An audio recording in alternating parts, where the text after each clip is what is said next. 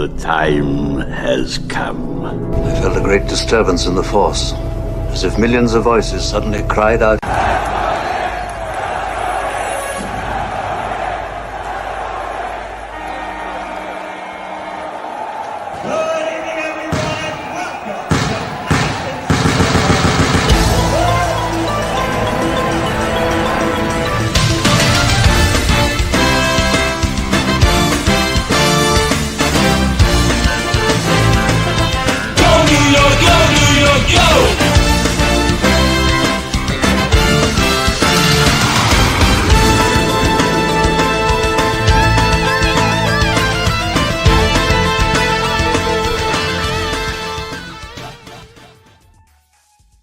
What's up, everyone? Welcome to Sports Jedi Network, Return of the Knicks podcast.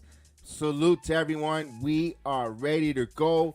The Knicks start the offseason or right before pre-draft, building bridges on a blockbuster deal to bring in a player of Mikal Bridges. But we got breaking news as we went live on the air. Chef Dan, give us the news and what's going on, Chef. It's Knicks, baby.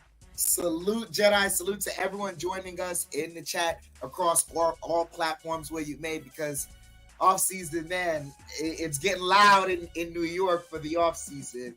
We start off... Oh, sorry. Give me one more. We start off, man, with OG Anunoby. The Knicks and OG Anunoby have come to an agreement before free agency starts to sign a 5-year, $212 million contract for OG Anunoby to return to the Knicks. The deal will include a player option and a trade kicker. So before we even get to the big news that happened last night, we're kicking it off. OG Anunoby is back with the Knicks. Yeah, I mean, my instant reaction is, wow. I mean, the Knicks, Leon Rose, Wesley, Tom Thibodeau, the scouting department, and tonight is the draft, by the way, but we're talking about what they're doing and setting a tone here, doing the deal that we're about to talk about, and then signing OG Anunoby to return. And I believe there's trade kickers and good stuff like that. Made the deal enticing, where both the organization as well as the player is able to get, but they be happy at the same dance partner. And the Knicks, listen to this, the Knicks have a nucleus. They're not even, the oldest player is not even 30 years old. And we got guys locked in. This is not just a 1 year, 2 year. This is a long-term commitment. And if you're you're a Knicks fan, you got to be ecstatic, excited. This is like, my goodness. I know you can't win an NBA title in the offseason, but let's talk. What's your thoughts on OG before we get into the man of the hour? And what we're talking about the whole Mikal Bridges trade going down. Good job, and it's just a ripple effect, Chef. Yeah, absolutely. The reports are out there via Ian Begley and Adrian Wojnarowski that OG Anunoby had the opportunity to sign with other teams because other teams gave him the max offers. But he decided to stay here with the New York Knicks because he sees something in the team contending. He sees what they're building here for the long haul, sees the culture being built. He stated from when he was traded here, he wanted to be a Knick. So I'm absolutely excited. A lot of people thought maybe, with the signing, with the news that happened last night, there could not be a space for OG to be back, but he's back, and based on the contract, the Knicks are more than letting you know that they're banking on OG. They trust in him, and they're absolutely excited to have him back, and I'm excited to have OG back as well. All defensive player that gave us more than enough of when he was there on the court. We saw when he was healthy the changes. We saw that when he wasn't healthy, what could be. So we're just kind of we're hoping that everyone comes back, but this right here is a huge signing. I'm not upset at the number. He earned that number. Guys in today's NBA, especially for what he does, like defense earns you that number. So I'm excited for him earning that number. Jen, I'll be right back. And one thing I like about the OG Anunoby, we saw what it was. We saw that month of January with this team when he was on the floor. You really gotta enjoy what you saw. And to see now he's our player. You know, he's invested for the next 4 to 5 years on the team. And we know what he brings. I know a lot of people might question his health issue and all that stuff. Look, this is sports, modern sports, a physical sport. Injuries and things like that are going to happen. Hopefully, it's not something frequent. Hopefully, with conditioning and the Knicks conditioning with their training staff all-season program, he could avoid those unless more, than he had in his recent career. Let's acknowledge the chat real quick. We got Frank Matos in the building, the man who's talking to them. Big task at hand, boy. I miss you guys, man. Good to see you. Let's go. We are excited as Knick Nation. We are excited here, and a lot of people say this is a copycat league in all major sports, in NFL, NBA, all that stuff. I'm not thinking. I am not going to say the Knicks are copycatting the defending champions Boston Celtics, because the Knicks are heavy guard oriented. But now you have defenders on the wing defenders who could defend. And right now, the Knicks finished second in the Eastern Conference. 12 games out, yes, I get it. But those 12 games, with this acquisition or the trade, how much closer we are now. Now we got, when Julius Randle along with the additions, how close are there? That's the question we're going to ask. Hopefully, by the end of this segment or the end of this live stream, we'll get to that. Right now, we'll put a pause on that. Let's talk about the trade here that hasn't happened since 1983, Chef Dan. Since 1983, these two teams haven't made a deal. Brooklyn Nets and the New York Knicks. Talk about going all in. And what he was saying, why are they hoarding? What are they doing with all these draft picks? You have a 67-year-old coach in Tom Thibodeau. There is nothing sexy on the horizon for a young up-and-coming coach that they might make a pivot.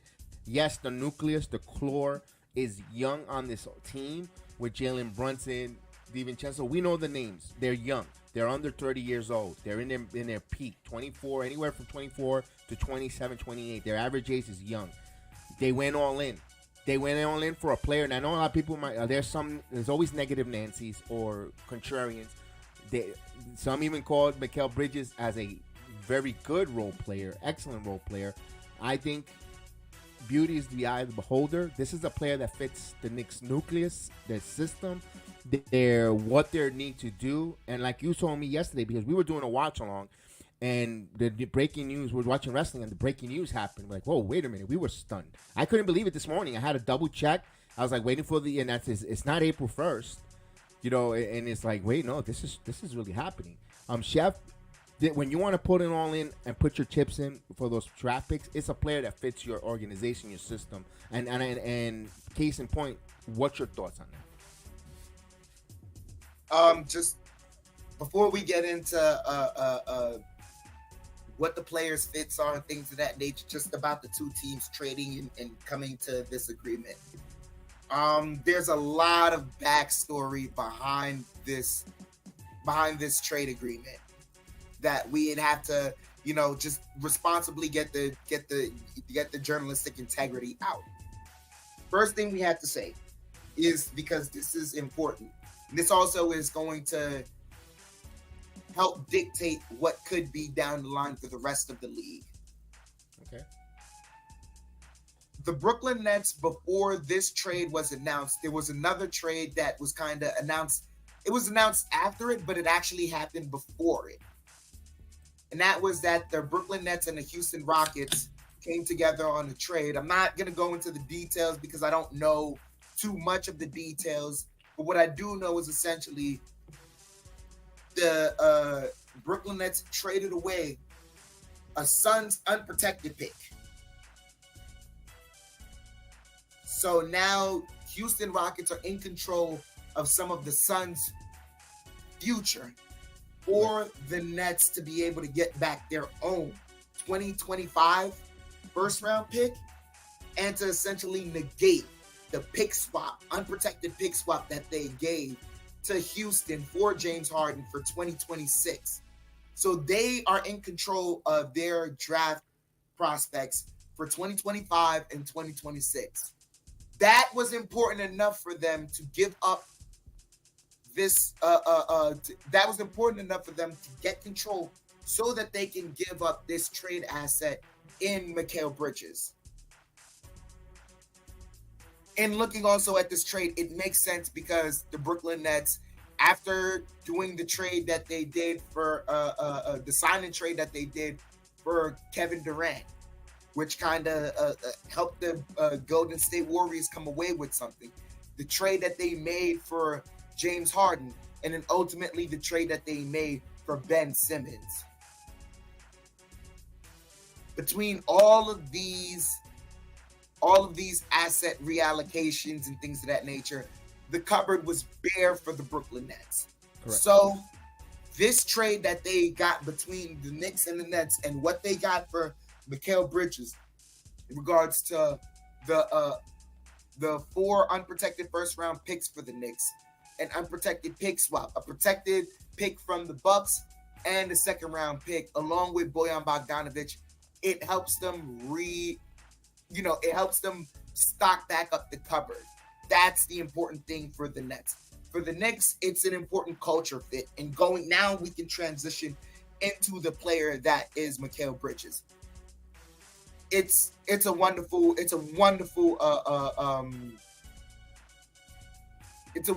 fit.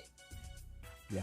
Some people may think that it's too much picks for a guy that isn't isn't a quote unquote superstar player, but that's a whole separate conversation that we're gonna have a little bit later.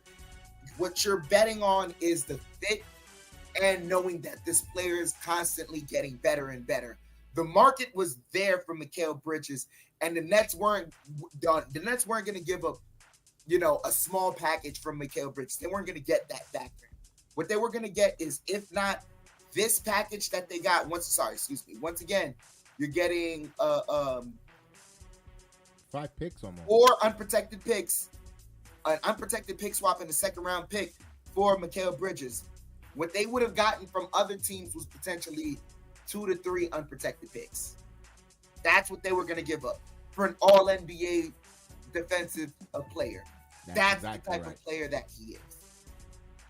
It's important to put that into context. So that's above all else, that's what you were getting, and that's what you were getting. That's what you were giving up. That's what you were getting back. I think also another thing that we have to put into context is knowing that Mikal Bridges also has a couple of years left on his contract. Yeah, 2 years, and he's eligible for an extension, I believe, next year at $24 million. So it's not a bad deal. That's not a bad deal. It's not gonna. There's still maneuverability there with the Knicks, with him, and as well. And here's the thing though, that remember when I always used to say before, we've been doing live streams, watch-alongs for 3 years now. We're going on our 3rd season. And what I always said, and we were always frustrated, who is the player that had the balls, the cojones, the manhood that wanted to come play for the New York Knicks? Which superstar says, you know what, I'm going to New York? Long and behold, we did not know that it was going to be Jalen Brunson. We knew Jalen Brunson was good. We didn't think he was going to be this transcending mega star.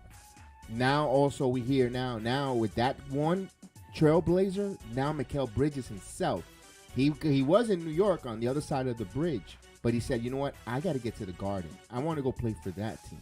I want to go play with the New York Knicks alongside with teammates of mine that we fit.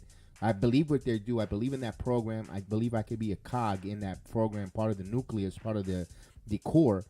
And you know what? When is the last? It's been years. We got to say that we actually seen the players that say they want to be here and come put on the orange and blue and represent that pride. It wasn't.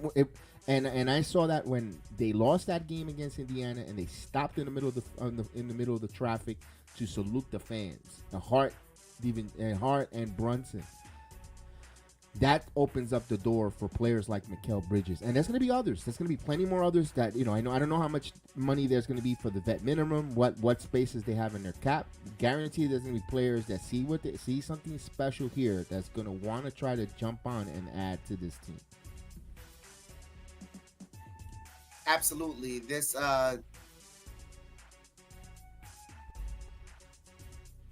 I'm sorry. It's just you going through the comments. I just want to read it once again. Oh yes. Mikal Yes, Bridges essentially told the Nets front office he wants to be a Knick because he saw all the culture being built over here on this side with his ex-teammates. You see it, the Nets necessarily didn't have to trade him then. They could have waited a year. Yes. Drawn this out, make this miserable. They decided not to.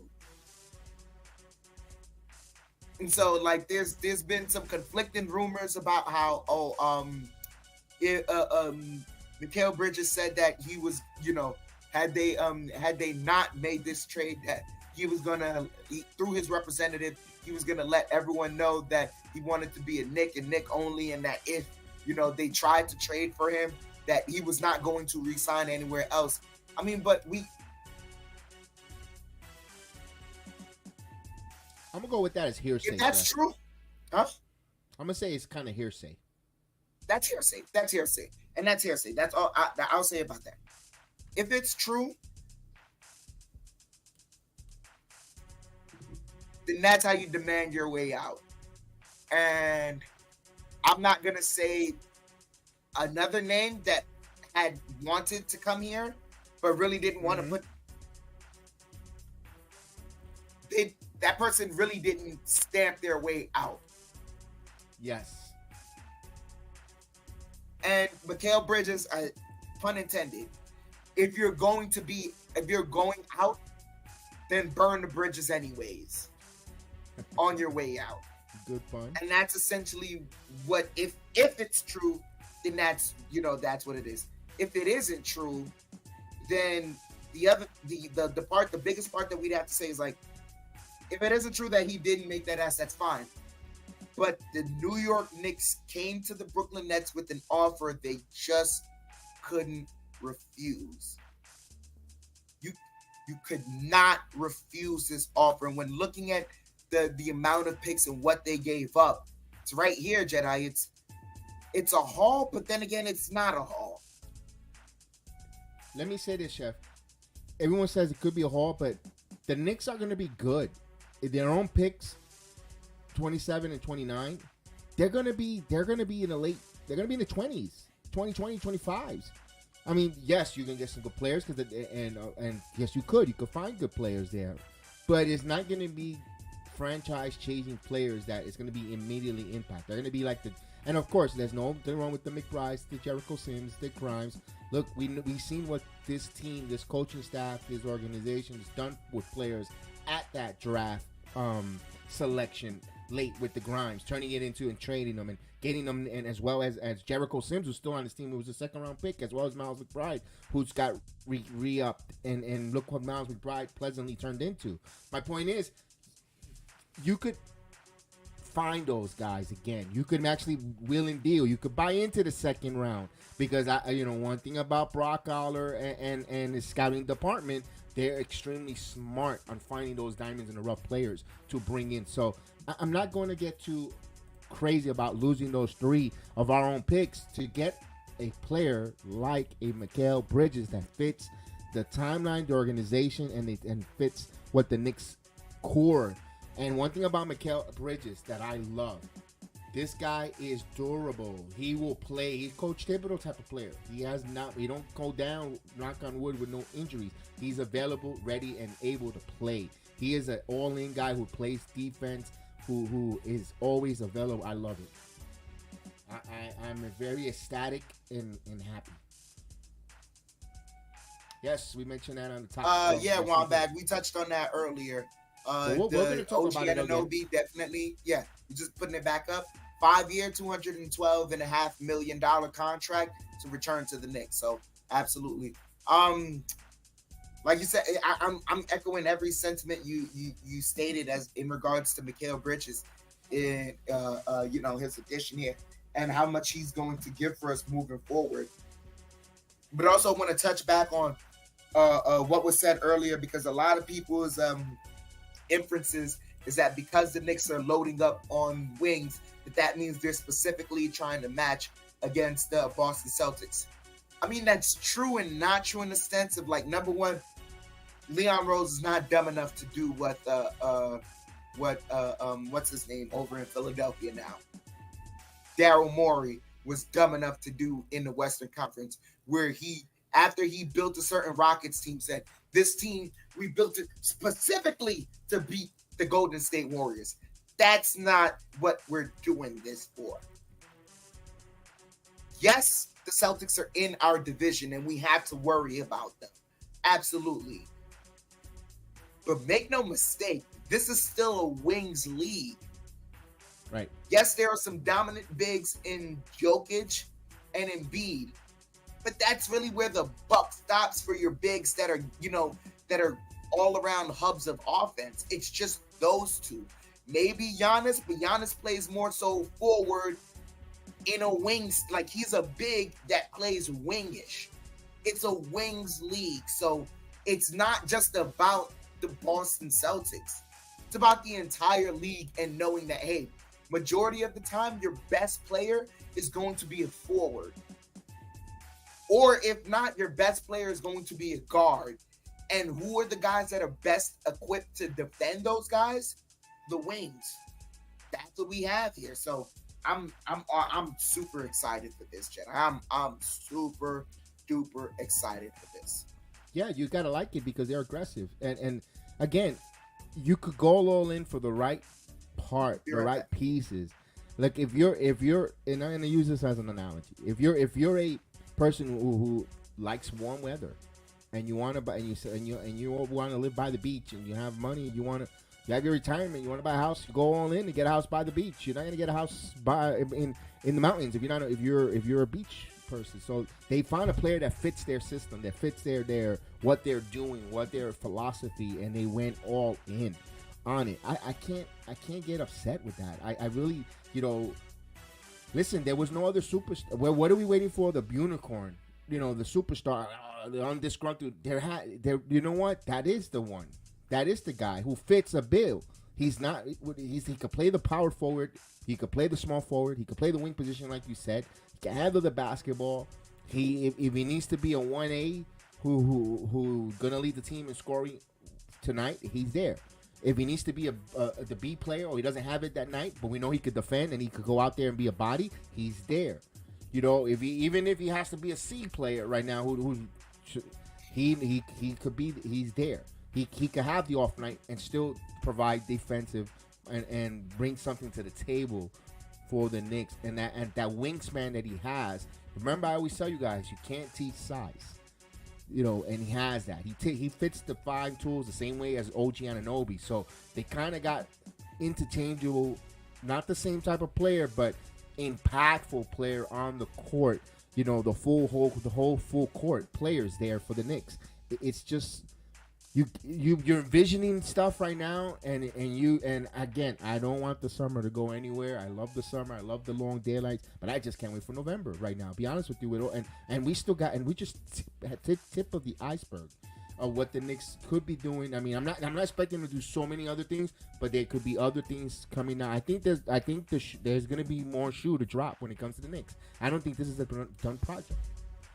Yeah, we've already started a little bit behind the draft.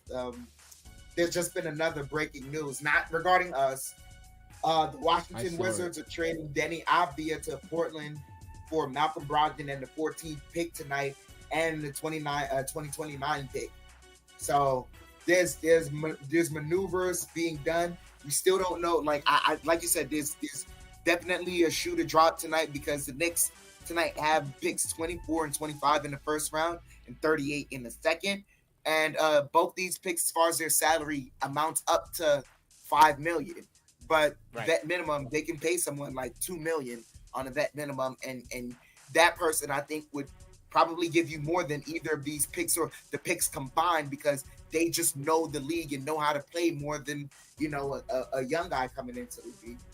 In regards to, the draft picks, you spoke about this earlier. I'm just going to come around to this because I didn't really get to give my thoughts on the draft picks. I want to make sure I say this correctly.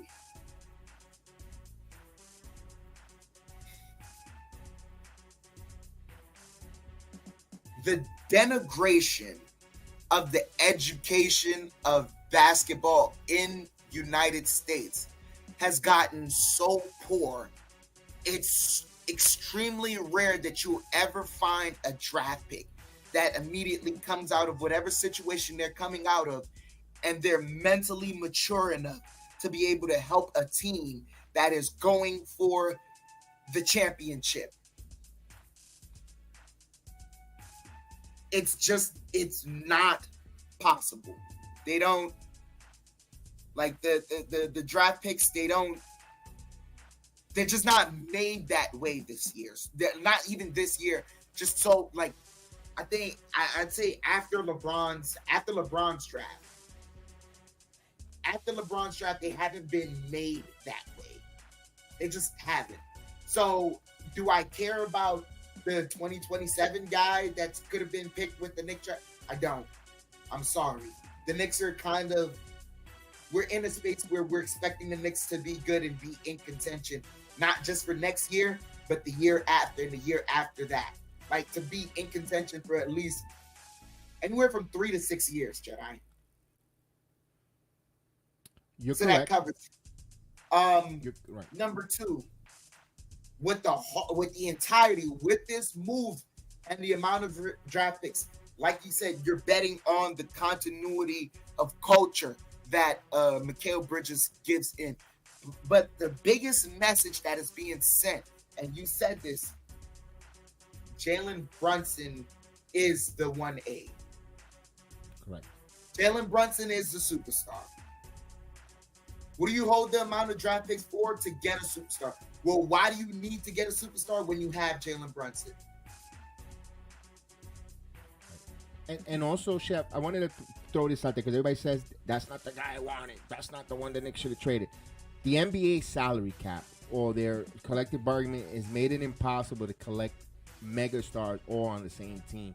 Look at and case in point, the league has moved away from that. It's more of bringing. If you're gonna bring all-star superstar players, they have to fit each other, complement each other, like the Boston Celtics, Brown, Tatum. I know they drafted him, but they bought in Holiday, Porzingis. Look, case in point, I'll give you one. Look at Phoenix, Bally, Beal, Kevin Durant, Booker. They didn't work out, and right now you're telling me there were Knicks fans that were foaming in the mouth that they wanted Booker. They wanted Bradley Beal. I remember the Bradley Beal talk we had in the year season. We gotta get Bradley Beal. I don't care. Not everything that shines is gold. You have to make sure that shiny toy fits. It's okay if it's copper.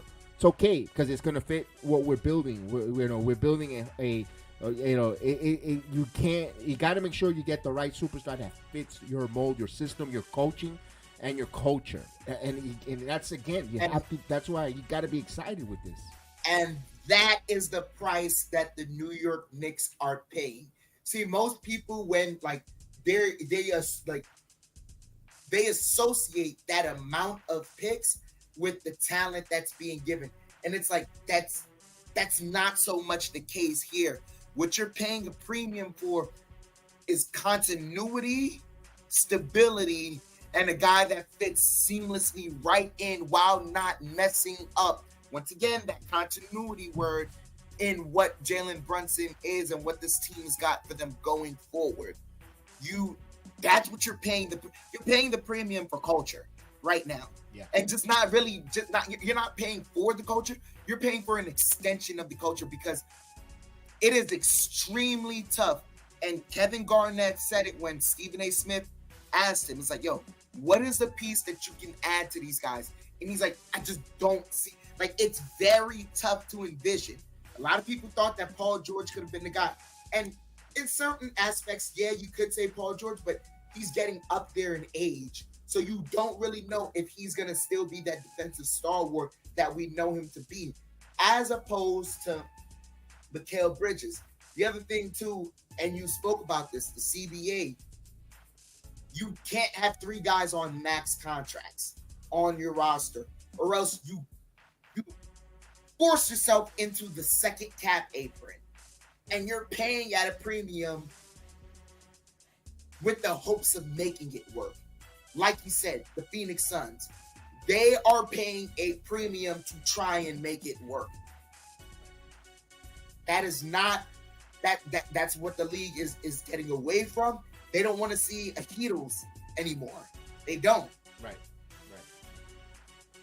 Not only that, and it takes away from the drama of players forcing. And again, this statement is gonna sound a little hypocritical because we had a player that but he didn't go publicly. We knew that he wanted to be here, but he didn't go on a tyrant or disappeared out of training camp or disappeared like the other superstars. But they want to force that from a superstar forcing their way. It doesn't look good on the league. I want to play for this team, and you got to trade me there, or I'm going to report to camp, or disgruntled or upset, like the Harden in the past, and of course the Kyrie Irving and all that other stuff. But I know it sounds hypocritical because we just got Mikal Bridges, who wanted to be a Knick, who kind of said I kind of want to go play there, and they kind of traded them. But that's what the league don't want. They want to move away from that narrative. They want to make sure everybody plays with each other and stuff like that. But hey, we play within the rules. Like, no, it's literally funny enough, it's all within the rules. Sorry to say, sorry for the gas. This would have been a problem. The league would have entertained it to be a problem if Mikal Bridges literally averaged 2 more points. Fair. Sounds crazy for me to say, right? No. Like, what do you mean? What do you mean if he just averaged 2 more points? If he averages 2 more points, he makes himself really eligible to be an all-star. He'd be coming back or coming off 2 back-to-back seasons where he averaged 20 plus points. That would designate him for some all-star votes and things of that nature. So that's what would have been, the biggest thing. Like, it's amazing. Leon Rose is a gangster when you really think about it. He doesn't talk to the press, doesn't have these press conferences, doesn't ever go to anyone. Probably only has someone that delegates something to Adrian Wojnarowski, because Woj always gets the Knicks news first. But after that, he's not talking to you suckers, and then just comes out with news that kind of just takes over the news cycle.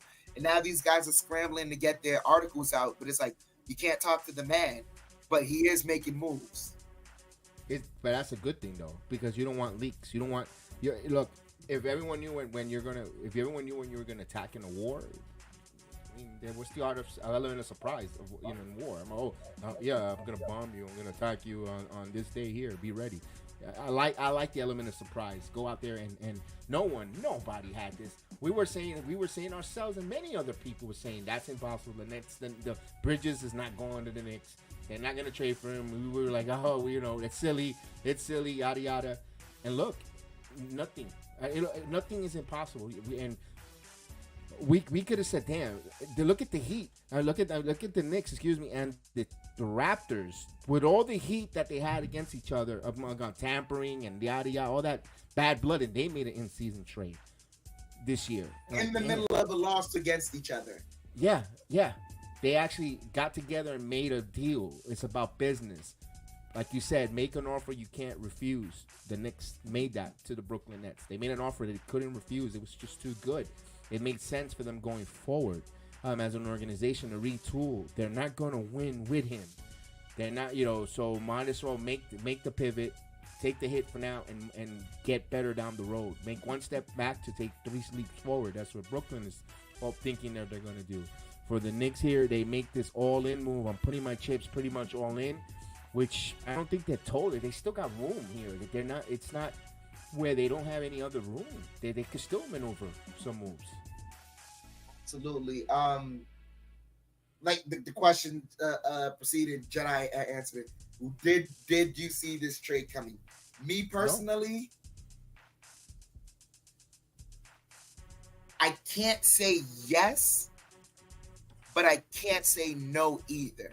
Because me and Jedi have had a bunch of discussions, and I remember I've had this, I've said this to him, I was like, the trade that makes the most sense, because if everyone kept talking about who has the most to gain, who has the most to give up, things of that, this, whatever, where does it fit, things of that nature.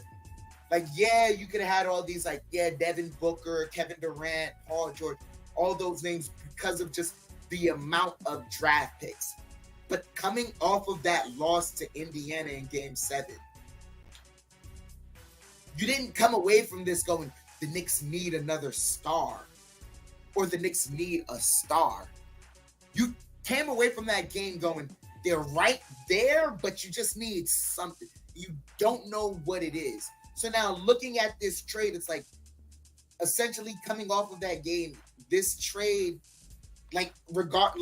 and not, being, we're not taking into account anything as to what is going on, the pieces inside of it.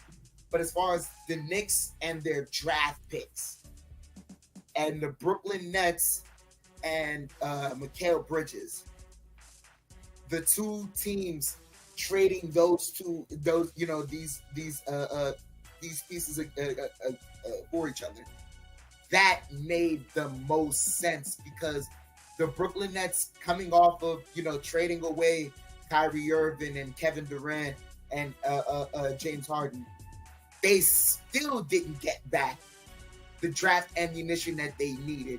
Not only that, but because they traded away those pieces to contenders, they didn't get back young talent. Mikal Bridges is young talent. He falls into that category. But they didn't get back young talent that they could rebuild with right there.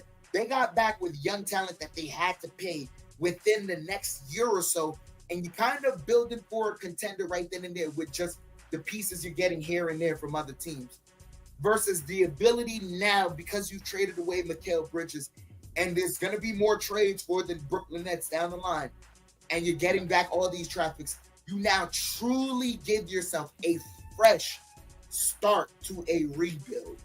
And they've done excellent with that before. Sean Marks has done excellent work with that before. So, yes and no, I didn't see the trade coming, but also the biggest thing for me is I no longer hold any animosity to the Brooklyn Nets. They're back to truly being little brother and hoping that they, build something up for themselves again. Like, little bro, I hope you do good, little bro. You know what I'm saying? I hold no animosity to them whatsoever. They're little bro again. Yeah, we could actually build bridges so we could come Nets and Knicks fans could root for the Liberty. There we go. Now, yes, we were talking about the moratorium. Remember, all these deals, yes, they're agreed to a principle, but they come official after the moratorium of the league year. And also, the Knicks could actually, that deal with Mikal Bridges, with Bogdanovic and the picks, they could add a couple more players to it to stay under that threshold of the taxes. So don't be surprised if they amended the deal a little bit. Absolutely. Like I know there's a lot of talk in chat in the chat right now as to who could be packing their bags, who could be coming to. We even have I had a banner about Isaiah Hartenstein, but thankfully my partner just removed that because above all else, this statement right here that we have in front of us is the most important thing. The trade in its current form is still proposed due to the free agency moratorium in which these deals cannot go into effect until July 1st to July 6th, which is the new league year. So right now, like any proposed names who we may see, this, that, we're not going to even discuss that right now because the trade isn't done yet. So we don't even really know how much cap space the Knicks are left with, even after, you take into account the OG Anunoby deal. Correct. Also, remember, they have his bird rights, so they could go above and beyond to keep him as not unlike the Isaiah Hartenstein. They only had a cap or a certain amount of annual value that they could have given Hartenstein was at, I believe, was $18 million. The tops they could give Isaiah Hartenstein, where other teams, like was rumored, like an OKC, even I believe, who's the other team? They could offer him close to over 20. Orlando Magic's, they could offer him over 20 to 25 million a year, and the Knicks cannot match it because they don't have his rights to match that contract. So and of course they have to wait on that to see because it also impacts tonight's draft. The draft is about to start in about another hour. That's another, if teams don't get what they want via the draft, then they go to the route of the free agency. Absolutely. I'd like to say this, not breaking news, but news, because we watched the money. Vegas is now giving the New York Knicks the second best odds to win the championship. Wow, that's the best odds we have gotten in, I believe, since the 90s. My goodness, yep. When we signed out in Houston, Chris Childs, and that year. Wow, that's a big one. That's a big one. Now, I know everyone. Let's talk about the elephant in the room that everybody wants to talk about. Seriously, it's number 30, Julius Randle. He came in here. He became the A1, the face of the main offense, the number one option for the Knicks. With time and time, he's still a valuable piece to this team. But we've seen Brunson maturing as the leader of the team, the number one option, playing where team players are gravitating towards him as a leader, floor general. Does Randle fall in line with? You know what? I'm gonna be your B player. Let's go. Along with the VillanovaKnicks. Or does he say, man, I don't know if I fit in this? That's the most interesting. I would love to be a fly on the wall with his agent, or what is he thinking about? But here's the time I wish I was an X-Men with Charles Xavier Powers to mind read and think what he's thinking. I'm gonna, I think it could work with Randle. I haven't been a big Randle fan. I haven't been a big Randle supporter, but I think this kind of works, Chef. I think Randle has value here for the team to return and play.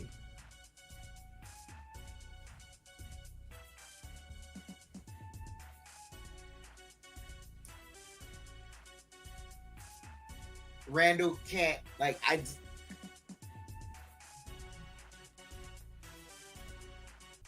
that's the only guy that never get. Yeah, you understand? You understand what I'm saying? Mm-hmm. Damn, Randle, it's not Randle's team. We're going back to the message that's being sent.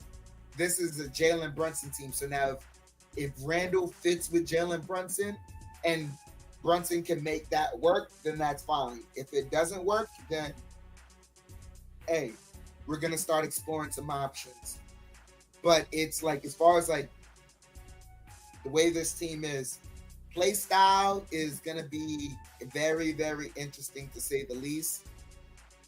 We, once again, due to the big disclaimer right here in front of us, we still don't know what the roster is finished looking like.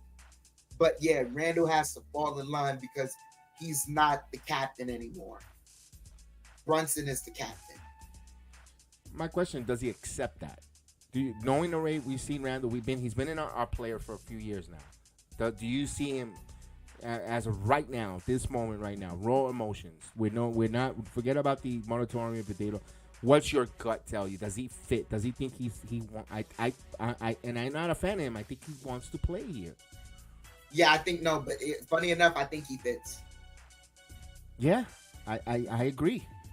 I definitely funny agree. Enough, he fits. But not only that, as far as does he agree to that? I think so, Jedi. Me too. I think he agrees to it.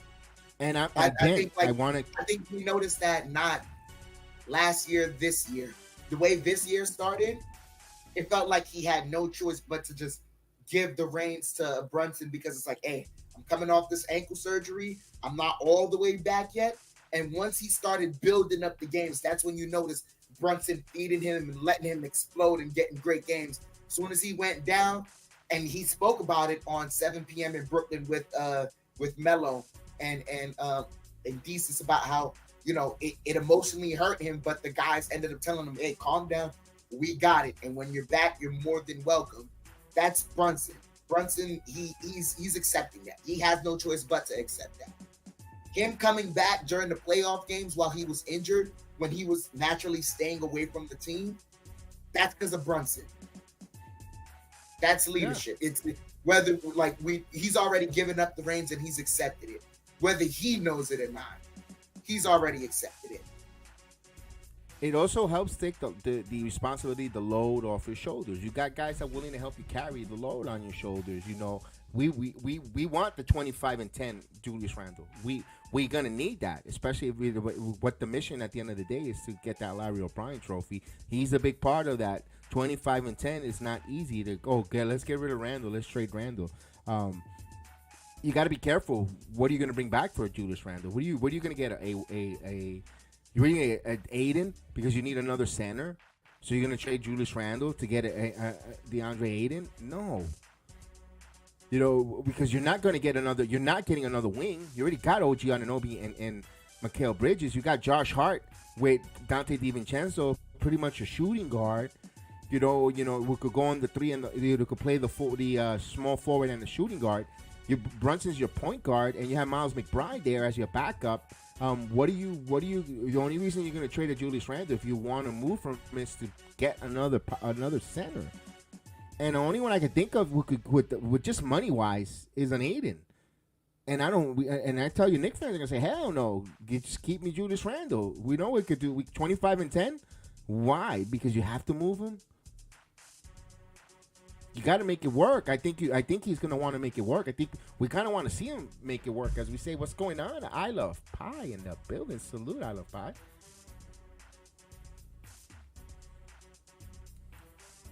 I mean, that's all I could think of, Chef. I mean, I know maybe, there's nothing in Dallas that I want from that team.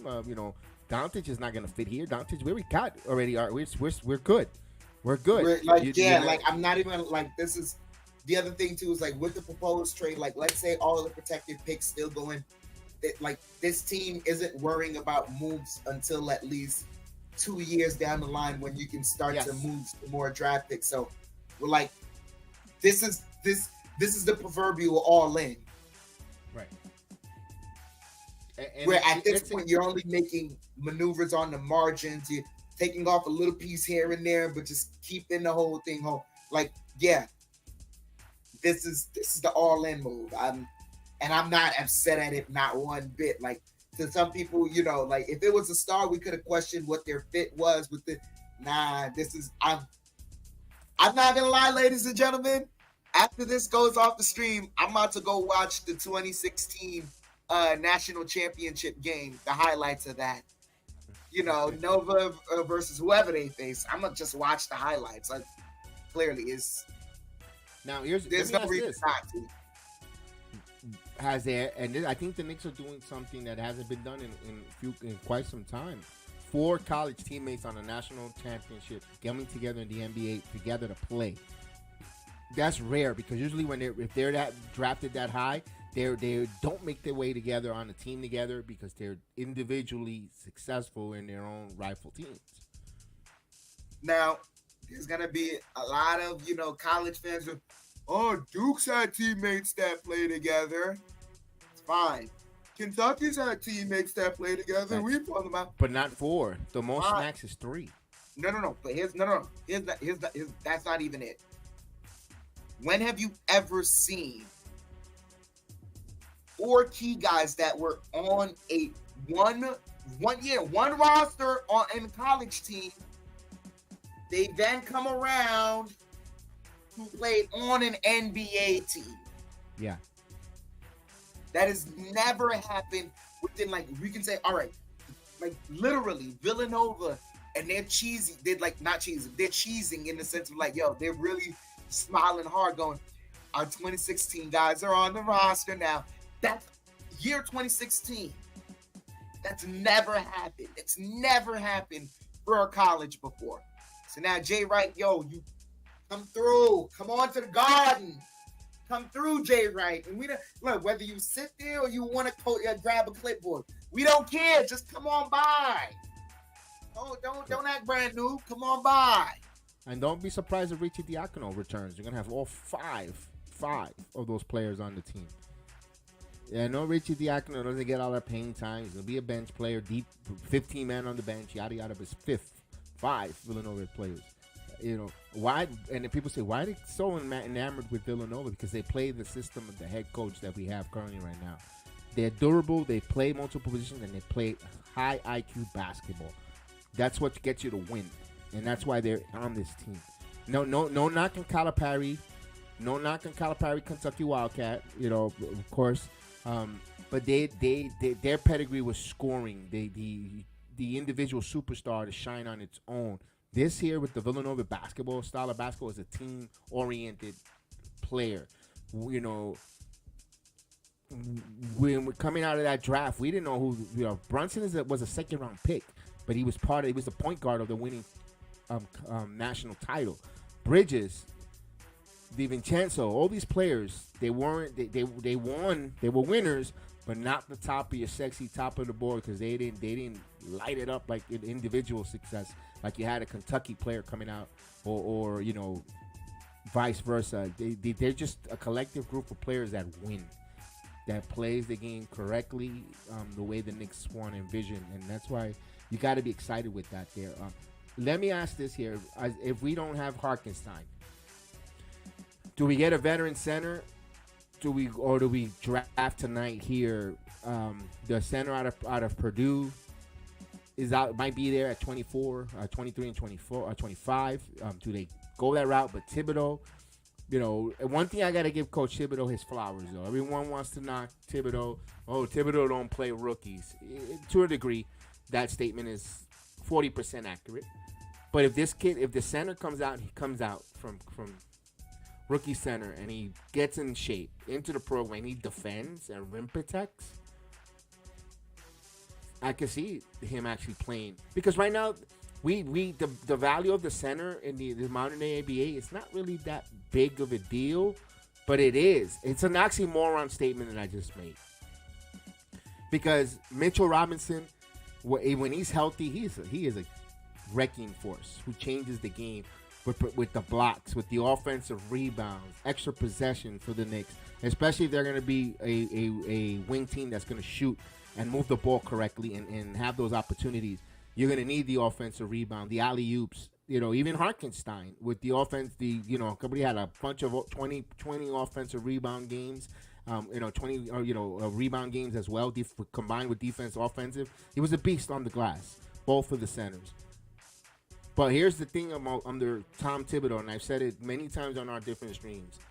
He gets the best ability out of no matter what centers are on his roster. Case in point, Noel. Mitchell Robinson couldn't stay on the floor with all the previous head coach. He was always getting in foul trouble, doing the silly screens, picking up some quick ticky-tack, and he was so raw. Under Coach Thibodeau's regime, no matter what assistant coach he brought in here, if it was Kenny Payne, Mike Woodson, whoever's in his coaching staff, along with Tom Thibodeau, that philosophy has helped centers evolve, get better. Noel, again, one of the defensive player of the year my goodness, we were like, my God, he was phenomenal in Mitchell Robinson's absence. Now we saw the emergence of Isaiah Hartenstein, who's about to get a wonderful, healthy contract coming up in the next few days under the Coach Thibodeau system. Jericho Sims, that's why I gave him a lot of credit and flowers during the regular season. He played very well. Remember, Jericho was 40-something pick or 50th pick in the draft. That was deep. Almost when I'm drafted, the Knicks took a chance on him, and he's played. And believe it or not, where he was drafted, he's played well. He isn't. He's gonna get better under the Knicks system, under the coaching staff. He works together with Miles McBride. They have a chemistry. He was part of the developmental league in the G League for the Knicks and the Westchester Knicks, two-way player. I believe in this coaching staff, the way they could develop the centers to what the Knicks need. And listen, none of them are going to be Shaquille O'Neal. None of them are going to be David Robinson. They're just going to be the centers that is needed for the modern-day NBA basketball. Defend the rim protect, and go attack the glass. And when the basketball comes to you, if you could pass the basketball on a cut, you know what? Muzzle top. And I think that's what the Knicks are looking for. And I think there might be a player in that kid from Purdue might be something that it might fit the Knicks bid. Chef Dan, but they gotta have to know. I get right now 7:25 in the evening. I think the Knicks have an idea if Hartenstein is returning or not. I think they know, but of course, nothing could be really. Of course, they have to wait. Absolutely, they have to wait. They don't have to wait because, like we said, because of the new CBA, you can start negotiations with free agents. The moment the finals ends, it's just that the contracts won't go into play until right. But I mean, they're not going to announce it yet. They're not going to announce it yet because if they announce it right now that Hartenstein's returning, the Knicks are kind of letting us know, or the NBA wouldn't want to see that because they don't want you to. They want us to watch the draft. So if the Knicks if you watch, they just signed OG Anunoby, and it was like thinking, well, now you want to watch the draft because you want to know if the Knicks are going to, at 24, or when they pick 23 and 24, are they going to pick a center? What does that tell us about Hartenstein? But they already know if they could fit Hartenstein or if he's going to come back on a deal. They already know, but they're not going to announce it. That's my point, because they want us to tune in for the draft to make sure that we can watch where the Knicks are going to pick. Absolutely, because also, like, that's the important thing is tonight for this draft, because there's going to be a lot of movement. By the time the Knicks are up for draft, there's probably going to be so much movement around the league that they know, okay, we can potentially trade something here, trade something there to create more cap space, potentially sign Hartenstein, or you never know. You just never know. But tonight, the draft is going to be also another signifier of letting us know when and where things stand. So the charade is going to commence. Yeah, it's gonna be good. It's gonna be this draft. It hasn't been the sexiest. It hasn't been something like, a lot of players are not known. They're not names that we know. The first few players are gonna be international players, pretty much taken.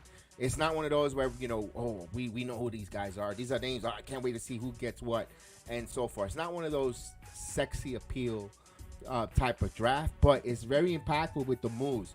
What could be moves set up for years to come? Could a Durant moves and so forth. Here, I'm going to put a graphic for a moment, and it's about the current state. And look at how a couple hours, if I'm able, let me remove one. How big of a difference? This is before the OG Anunoby deal and after. And look how quickly things kind of change. I'm going to give you the first one projected before OG Anunoby's deal was announced as I'm loading it up. And no, that's not it. This is the number. This is the number that the Knicks were.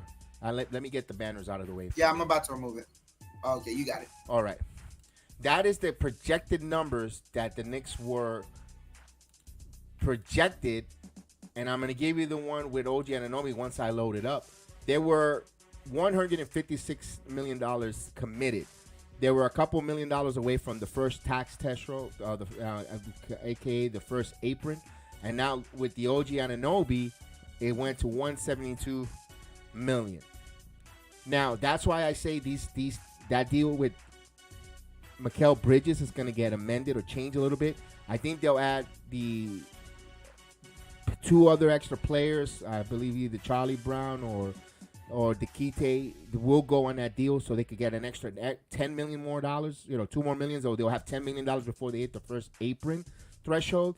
Where that means they could sign a player. Let's say Hartenstein does move on for greener pastures, they could still have almost $10 million to bring in a backup center if they wanted to. Who is it? I don't know, guys. That's the mystery of the Knicks. What they'll do, what they want to bring, or they want to bring a backup point guard. Here's the other exception. They have a veteran minimum, and they have a second-round exception that they could bring in here. Of course, key free agent, Alec Burks, Precious Achiuwa, or Isaiah Hartenstein. Could we see Alec Burks come back at a veteran minimum? I don't think that's out of the realm. The Knicks bring Alec Burks back at a vet minimum. Anything is possible. That's why we have to sit and wait and watch. I'm gonna make this statement that has nothing to do with the Knicks draft, but this NBA draft tonight, it's really it's funny. He's not gonna get picked one. He's not gonna pick it. Not even the top 10. It's the Bronny James draft. Yeah, I hate to say that. That. It's the Bronny James draft. The Bronny James draft. Like we like The teams that would usually make a big fuss about, their draft picks, those teams were in the playoffs this year. So there's not much, to be made about that. The teams that aren't making fusses because they don't have draft picks, because they just came off gambling, trying to be a championship team, and they just traded away some protections. Like, I don't know any of the prospects. And as soon as LeBron's son is announced to be part of the draft, that takes precedence over everything else. So now these kids are gonna have to. Kudos to them in the sense of, like, it's not high pressure, but if you want to make a name for yourself, you're gonna have to come into the league and show off and show out, but then also not die while smelling your own, fecal matter. So Malcolm Brogdon goes back to Washington. I know you mentioned it earlier, right? On that Donny Avila trade. So Malcolm Brogdon goes back to Washington. Dude, you know me. We do something called Heal the Ring podcast. We do a wrestling show. We like to be heels. Heal the Ring podcast. If I'm the Boston Celtics, I will be the ultimate heel. I just won the NBA title. I have the last pick of the first round. If Bronny James is there, I draft Bronny James and stick it to the Lakers. I will be the ultimate heel and just sign him. Oh, I will be the ultimate heel. I'm not opposed to that. Talk about I just won the NBA title and I signed your son. The biggest heel move of all the NBA, Boston Celtics. I think you can see right out of back with the cigar. Yeah, with the cigar, like Red Auerbach. Yeah, like Red. Oh man, I'm sorry, but Brad. What's his name? From Showtime. No, but Brad Stevens ain't built like that, Jedi. He's not.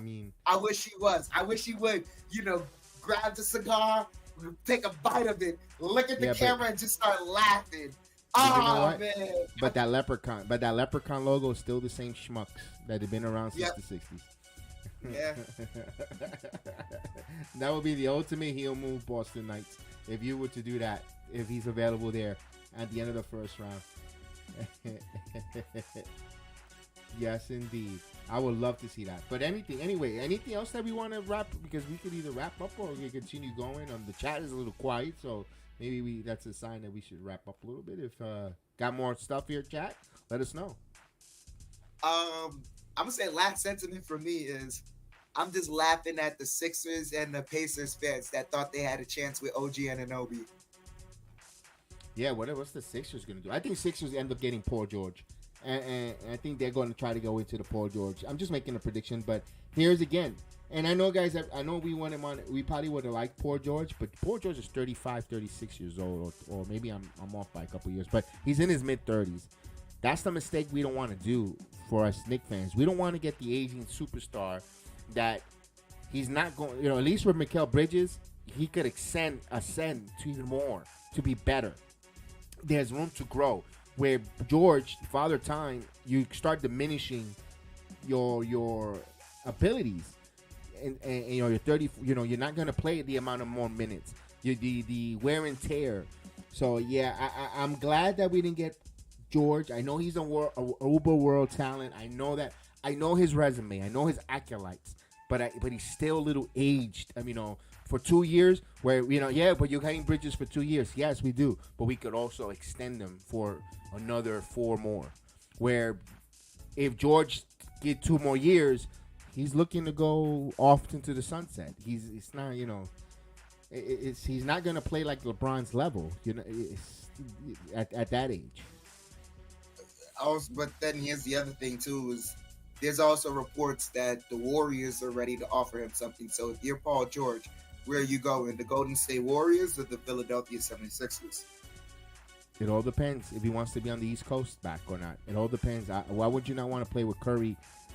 Curry and that group who's won before, where you're in the second year of a coach. Yes, he has won an NBA title, but Joel Embiid isn't quite healthy all the time. They have question marks in the 76ers, where maybe their championship windows or their opportunity has closed or diminished. Those are questions. I mean, what did the 76ers do? They you know, it's a good one. It's a good question. Do they go after Kevin Durant? Do the 76ers go after Durant? Does Durant move from Phoenix?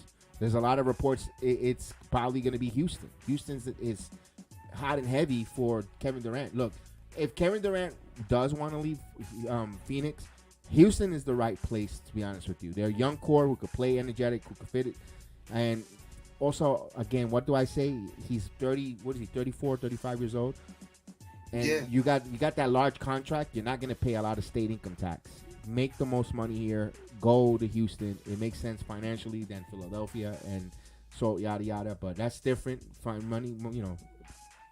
I don't know if these players think like that with their millions of dollars. I know a millionaire doesn't like losing a nickel, so let alone a dollar. So I wouldn't be surprised if he ends up in Houston. That'd be interesting to see on that one. I don't know. Phoenix is an interesting team. Do they break it up? I think their big mistake was getting Beal. I think they could have kept their flexibility. Yeah, that was a huge mistake. They did not. Yeah. I mean, but hey, that's their problem, not ours. That's their problem. I'm glad we didn't fall into that trap either. Thankfully, we did and not hey, fall look, into that one.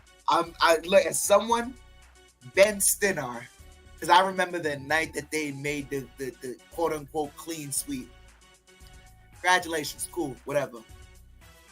They literally, with the Mikal Bridges trade, they said the best thing the Knicks ever did was not sign Kevin Durant, Kyrie Irving.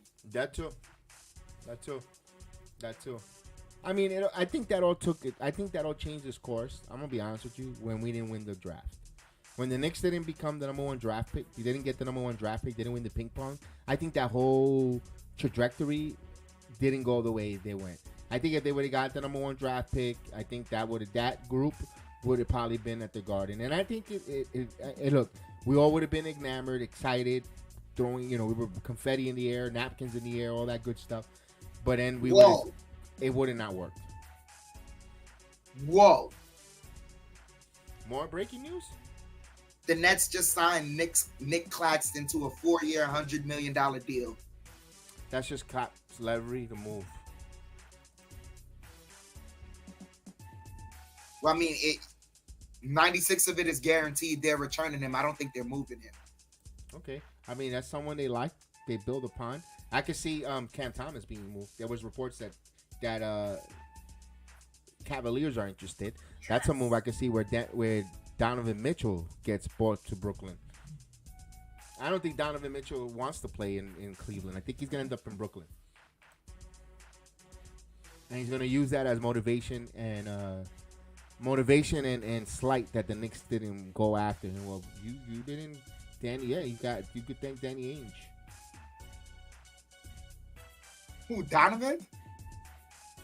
I don't think he goes to Brooklyn. I think so. I have a funny feeling. Jedi, they literally just traded for their own pick back. They just admitted to the world they're tanking. I understand, but Cam Thomas the Cavaliers has called the Nets for Cam Thomas. I understand, but I wouldn't. I know, but hey, you never know. Cam Thomas makes how much? Because I don't think he makes that much. He's close to in the mid or upper 20s. We can always Google it. Let's Google it.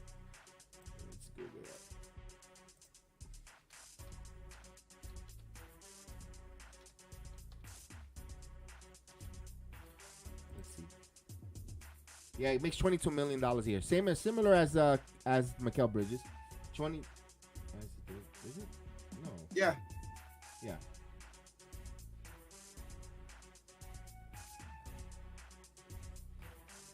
No, they gave me Cam Thomas. Cam Johnson. I say Cam. It's Cam Johnson, not Thomas. Johnson.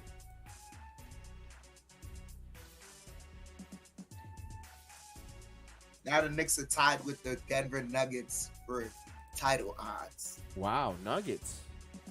Yeah, he's $23 million. $23.5 million. He's got a 4-year, 94.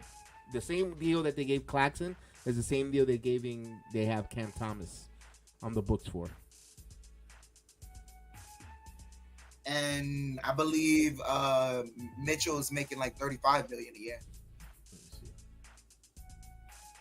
I mean, the other thing too is like if I was to get Donovan Mitchell, the perfect guy to pair with him is Mikal Bridges.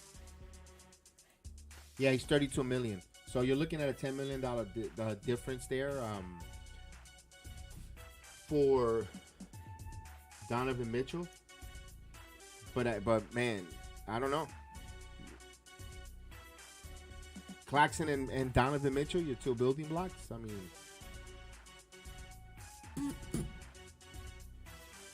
but isn't we're about he to find out. We'll find out. I mean, that's a crazy one. But other than that, I don't know if we got any. I'm waiting for the Knicks to. Yeah, I think the Knicks are going to announce right before Summer League starts or during Summer League Coach Thibodeau's contract extension. Yeah. I think he gets an extension during the Summer League. I can see that. An extra 3 year extension, looking at almost $10 to $12 million a year for Coach Thibodeau, and I think in the ways we go, I think that's how that's going to go with the Knicks going forward. We saw that they bought Maurice Cheeks as an assistant, a very good friend of Tom Thibodeau on the bench, so that gets stronger with Brunson and Rick Brunson. Interesting, they didn't bring either Woodson back after leaving out of Indiana, but hey, it is what it is. Maurice Cheeks, a smart man, a good basketball savant, and a trustworthy friend of Coach Thibodeau. So, let's go with that.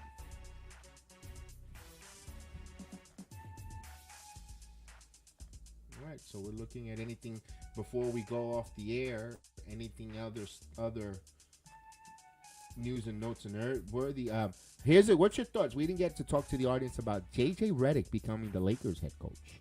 Interesting bedfellas. Interesting. Like I don't knock it until it happens. Like I say that I had the same thought process with Derek Fisher. I didn't knock it until it happened, and then when things got bad, it's like, okay, he definitely needs to reassess. Then he went to the Sparks, and then he got fired from there. It's like, all right, well, it's not, clearly there's not a huge list of success for you right now, but are you willing to be an assistant coach to give yourself a chance to go back up there? I haven't heard Derek Fisher be an assistant coach anywhere, so I think he's out the game. I don't know. But in regards to JJ Redick, you never know until it happens, because with Darvin Ham, now he's a failure. But last year he got them to the Western Conference, Western Conference Finals. It's like, oh, Darvin Ham, he could da. Didn't they win the in-season tournament? They rose a banner and they fired him at the end of the year. Yeah. I mean, damn, cold world, and it's funny because from the booth right into the coaching. I mean, sometimes they'll make the good ones. Steve Kerr did it. Of course, the talent. We could agree that the talent was put there in place for him to be successful, but yada yada. But interesting with Redick being the head coach there, and especially being the second choice because they really wanted Hurley. They really gave Hurley a lot of money, and they really wanted him, covered him hard. But Redick, good luck for JJ Redick. He's a young guy, and of course, you want younger coaches in the league. Hopefully, they allow him to give him a chance to be a head coach and grow as a coach, not immediately knee-jerk reaction. I mean, you could say the same thing with the head coach that won it this year for the Celtics. Oh God, I just drew a blank on his name. What's his name? What's the head coach of the Celtics? Joe Mazzulla. There you go. I just draw a blank. There's so many with the wrestling names and all the sports that we cover. Joe Mazzulla gave him a chance to be a head coach, with the growing pains. Is he still one of the best top X's and O's coaches? You could debate that, but he's a world champion. He's a world champion, He outcoached, Jason Kidd, who has some mega stars on his court. So, that's a debate. So hopefully JJ Redick is successful for the Lakers to a degree. We don't know we know about that team. What makes that team go around is LeBron James. But other than that, that's going to be the show because I think we don't have any. We're not going to continue to beat a dead horse. It was a real good day for Knicks fans, the Knicks pride. I mean, my goodness, to see that, I still got to pinch me to believe it, but it's going to happen. And if the Knicks make any other moves here through draft night tomorrow, we have an open date. We could make an emergency afternoon or more, or this time if the Knicks do anything different. But other than that, we'll be talking some more about some Knicks stuff. We appreciate everyone that watched along with us. Thank you for all the likes, to subscribe. We continue to grow. We appreciate everyone here. Don't forget, we'll be moving to the playback in the regular seasons where we can watch the games while we do the games. So we'll have it in the background. We could watch us, the way you see in the back of us, you see how the logo behind the Villanova 5s, you'll be seeing the game behind us. You're going to see us with the watch along. So we cannot wait for that. So we thank everyone. Chef, you did a phenomenal job with this banners and stuff. Excellent work. Appreciate it. Let's go. All right, but it was great. It was phenomenal. It was good. Good to see Big Task at hand. And everyone in the chat, Wombat, everybody. We appreciate you guys, man. Let's go, man. What a time to be a Knicks fan, man. Knicks fan wrestling. It's the summer of just progress, man. Let's go, guys. May the sports be with you. May the Knicks be with you. Peace out. The time has come. I felt a great disturbance in the force, as if millions of voices suddenly cried out.